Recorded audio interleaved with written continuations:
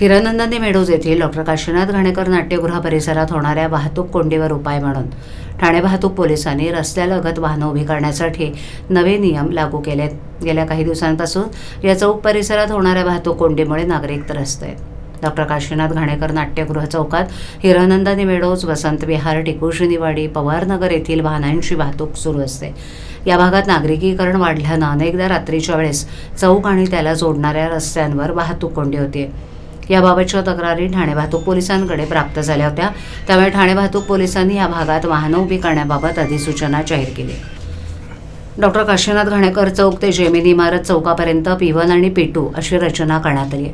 तसंच जेमिनी इमारत चौक ते सूर्या टॉवरपर्यंत दोन्ही बाजूस समांतर वाहनं उभी करण्यास परवानगी असेल, तर सूर्या टॉवर ते DAV शाळा असा 300 मीटर परिसरापर्यंत वाहनं उभी करण्यास मनाई असणार आहे. हे नियम दिवसभर लागू राहतील असं पोलिसांनी स्पष्ट केलं आहे.